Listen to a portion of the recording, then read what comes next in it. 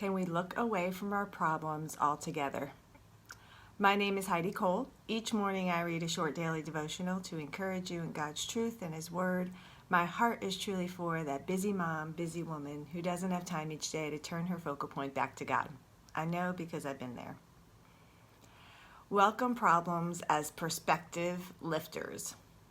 My children tend to sleepwalk through the day until they bump into an obstacle that stymies them. If you encounter a problem with no immediate solution, your response to that situation will take you either up or down. You can lash out at difficulty, resenting it, and feeling sorry for yourself. This will take you down into a pit of self-pity. Alternatively, the problem can be a ladder, enabling you to climb up and see your life from my perspective. Viewed from above, the obstacle that frustrated you is only a light and momentary trouble. Once your perspective has been heightened, you can look away from the problem altogether. Turn toward me and see the light of my presence shining upon you. 2 Corinthians 4:16-18. Therefore, do not lose heart, though outwardly we are wasting away, yet inwardly we are being renewed day by day. For our light and momentary troubles are achieving for us an eternal glory that far outweighs them all. So we fix our eyes not on what is seen, but what is unseen, since what is seen is temporary and what is unseen is eternal. Psalms 89:15. Blessed are those who have learned to acclaim you. Wait a minute, let me start over.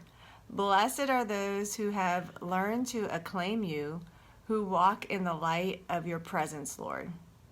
Okay, so are we looking away from our problems altogether? So it's saying here that once our perspective has been heightened, we can look away from our problems. So we're turning towards God and see the light that He's presenting that's shining upon us. So I wanted to tell you like a little bit of a story of something that I've gone through that has kind of changed my perspective. And I can't say it's perfect, but you know, if we can develop these habits, and it talks about earlier in the what I read to you about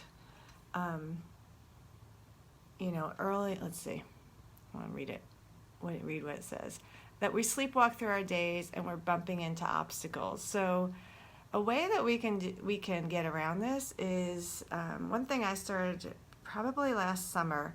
I read a book that's called Miracle Morning. It's by Hal Elrod, and he walks you through developing these habits and being intentional basically with your morning. And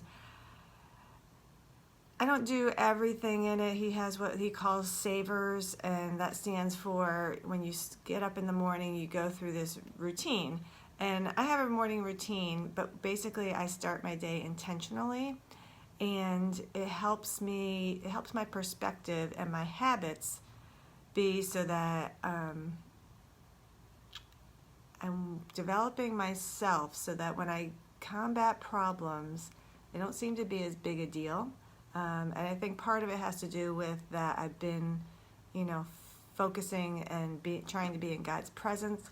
So when I do bump into a problem, I almost look at it as, okay, God, what are you giving me now? How can I overcome this? So he has a whole thing that's called savers, and it stands for silence, affirmations, visualize, exercise, and write down things that you're grateful for. So my routine in the morning tends to be I get up early, I exercise, I do my quiet time, I write my things that I'm grateful for each day, and so those are kind of in the affirmations and the grateful.